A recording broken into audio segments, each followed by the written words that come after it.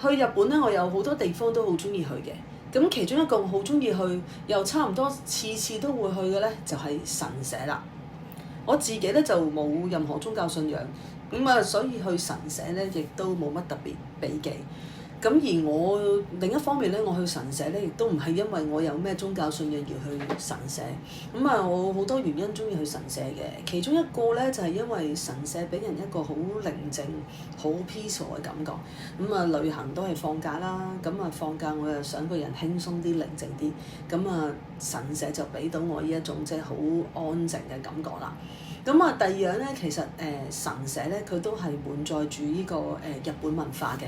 咁啊，每一個即係相對比較有規模嘅神社咧，其實佢哋都有佢哋自己嘅特色啊，佢哋自己嘅即係主管嘅地方。咁啊，譬如有啲係主管工作啦，有啲係金錢啦，有啲係講讀書啦，咁亦都有啲講戀愛唔同嘅祈願啦。咁同埋咧，神社本身嘅建築物咧，都係一個即係藝術啊，或者係一個即係日本文化嘅象徵。咁另一樣嘢咧，就我好中意買御守嘅。雖然咧就唔係每一個神社都有御守買啦，咁但係其實如果嗰個神社有御守咧，我通常點都買翻一兩個作為留念啊。咁啊，因為我自己覺得佢哋每一個即係雖然有啲御守係 standard 款嘅，亦都有啲御守咧係特別為嗰個神社佢哋主管嘅地方去製造。咁譬如我見過有去埋去嗰個神社咧，佢係講讀書咧，咁佢就有一個即係讀書嘅書包咁樣係講讀書嘅神社嘅。咁今次咧，其實要介紹咧就係位於九州佐賀縣嘅又德稻荷神社啦。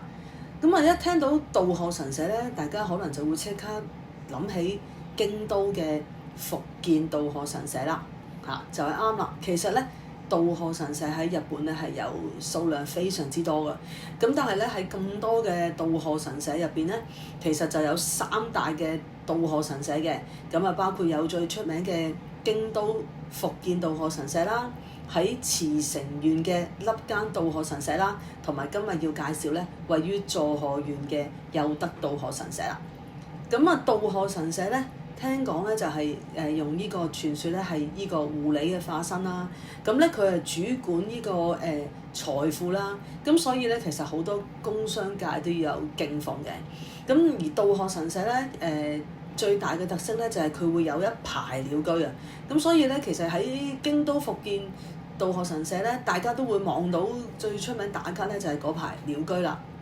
咁呢個係稻荷神社嘅特色。咁今次咧，我去呢個佐賀縣嘅又德稻荷神社咧，佢都係三大稻荷神社之一嚟嘅。佢去咧嗱，因為今次我去九州咧就冇揸車，咁啊行鐵道，咁啊鐵道去咧就唔難去，有少少刁轉。咁咧就先喺博多咧就坐JR 咧去到佐賀啦，跟住咧佐賀咧就再轉 JR 咧就去到呢個肥前綠島站。咁啊，肥前綠島站咧過一條馬路咧，對面咧就有架巴士。咁啊，坐架巴士咧，其實大約就10零分鐘咧，就會去到呢個稻荷神社嘅門口。咁啊，落車就係稻荷神社。我由博多去咧，全程係即係如果嗰啲車啊巴士啲時間夾得好咧，咁就個零兩個鐘啦，唔使2個鐘就會去到。咁當然如果自己揸車就會方便啲啦。咁咧就我咧又今次去呢個九州咧，因為時間比較出發前時間比較緊迫同埋好忙咧，其實我就冇乜點樣做 research。咁啊，更加就係即係瞓醒都諗下今日去邊嗰隻好嘅 ad hoc 嘅。咁啊呢個所以咧我就呢個又德稻荷神社咧，我純粹就係睇到個地方啊，見到佢係好出名嘅地方，咁啊去到啦。話去到咧，我原本嘅計劃就諗住我自己通常去神社咧都係先會去入去參拜啦，咁跟住就去行下啦、參觀下啦，咁之後就買御守咧。我原本就諗住1個鐘就應該完啦，點知原來又德稻荷神社咧完全係出於我意料之外，因為咧佢除咗有一個即係入到去咧有一個參拜嘅神社之外咧，其實咧佢個神社係一個山嚟㗎。咁咧佢有好多種，有好多間唔同嘅宮殿咧。其實佢有好多唔同嘅主管嘅地方。嗱頭先都講啦，道賀當然都係講即係財富同埋工作為主啦。咁但係其實咧，佢每一個即係神社入邊，佢哋自己嘅參拜嘅社咧，都有佢自己唔同參拜嘅地方。有啲可能特別講錢啊，有啲可能特別講工作。咁佢就係依山而建嘅，咁所以咧就要去行上個山啦。咁咧初頭我就行上個山就見到，咦，第一個山就我諗行咗幾十級樓梯上到去啦。咁啊見到有個廟，咁大家我又有去參拜啦。咁跟住咧，其實佢都個牌都有寫住嘅，即係佢話嗱，而家咁樣上去咧，大約咧你係即係來回啊，你一個上去咧，大約你需要30至40分鐘到啦。咁我見到上一個神社都要30至40分鐘上山，咁我又望一望頭先，即係我影咗相啦，入嚟嗰陣時有個地圖，咁啊真係原來個神社係依山而建，咁我就跟住個山行啦。哇！原來咧第一個上山位咧就係好似京都伏見道賀大社咁咧，佢就有一排鳥居。咁我今日去咧就唔算好多人啦，因為係平日嚟嘅。外國遊客都多，因為其實佢都出名嘅。咁但係人唔算多啦，咁所以咧我就可以喺嗰排鳥居咧就完全係冇人。咁我就自己又影相又拍片行上去。咁加上嗰日咧天氣好好喎，咁哇即係〜其實行上去咧，除咗寧靜之外咧，你經過嗰排鳥居咧，你覺得哇，真係有神庇佑咁樣嘅。咁原來咧，即係呢一排鳥居咧，佢又唔止得一排嘅。應該行上，咁我就最後都繼續行上去啦。咁一路行上去咧，一路都有嘅。咁當然啦，行到即係上比較山頂嘅時候咧，嗰啲鳥居咧就冇樓下嗰啲修葺得咁好啦。咁同埋即係比較近山腳嗰啲鳥居咧，其實好似京都咁咧，佢嗰啲鳥居隔離咧都刻晒，即係邊個即係有啲捐贈者嗰啲名。咁上到比較高嘅鳥居就少見到呢啲名嘅。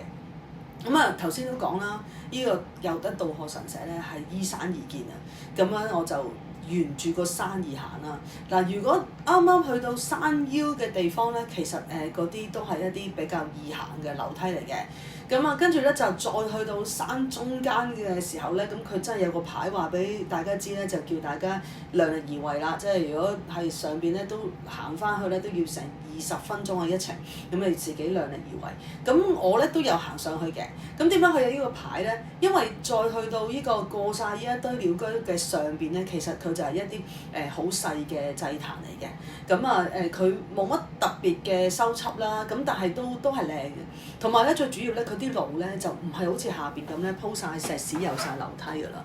佢咧都係一啲即係行山嘅一啲石嘅路啦。咁嗰啲都係有啲梯級嘅，但係石搭出嚟啦，就唔係話好完整啦。咁同埋一個梯級咧都幾高啊，即係我都要攬到好高咧先行到一級。咁我自己都真係量力而為嘅。我就冇上到山頂啦，咁我睇翻地圖咧，我應該去到嗰個高度嘅大約88-90咁上下啦，咁我就落翻嚟啦。咁因為都頭先講啦，嗰日天氣好好啦，但係同一時間咧，其實我係5月頭去啊，咁天氣亦都好熱啊，咁但係咧因為好舒服，始終即係九州嘅天氣咧比較乾爽，冇香港咁冷。咁其實行呢個山咧，個道賀神社咧，其實係好靚、好舒服。雖然喺山腰以上啲路咧，相對比較難行啦。咁但係我量力而為到咧，我都有行到上去。咁都係一個好有特色嘅地方。咁日本人咧，你都知佢哋啲路咧安排得好好噶嘛。咁所以佢係一邊上咧就另一邊落。咁我就喺另一邊就落翻落嚟。由我喺參拜完，跟住開始行樓梯，到我行翻落嚟咧，大約係1個鐘咁上下啦，一個鐘咁上下。我唔覺得太辛苦嘅，即係如果你有去過深水埗嗰個水庫咧，你都要行一啲樓梯上去咧，辛苦過嗰個少少啦。即係嗰度啲路咧，就深水埗嗰個咧就全部都係石屎。咁頭先我講咧，山腰以上嗰啲位咧，其實佢就係一啲比較大嘅石嘅梯級，咁係嗰度比較辛苦。如果體力做到咧，我都建議好似我咁咧行到8-9成。咁落翻嚟之後咧，哇！我再望翻上去咧，原來我就咁望上去咧，只係望到佢嗰個山上面嘅神社咧2成度嘅風景嘅啫，係真係要你下邊望上去咧，連嗰堆鳥居都望唔到。佢真係要行咗上去，大約即係山腳中間，你當膝頭哥咁上下咧，你嗰堆鳥居先會出現。咁咧，我嗰下諗，好在今日都行得走得啦，咁啊都叫行咗8成嘅地方啦。咁啊都係一個我好意外驚喜，因為我完全因為冇做功課嘅情況之下咧，咁我就去咗行呢個神社，咁完全意料之外。咁個神社咧，其實頭先我講啦，落巴士咧係要行一條街咧，先去到嗰個神社嘅門口嘅。咁咧嗰條街咧，其實除咗即係有一啲おみやげ啲手信賣之外咧，我就入咗去食咗碗梳吧。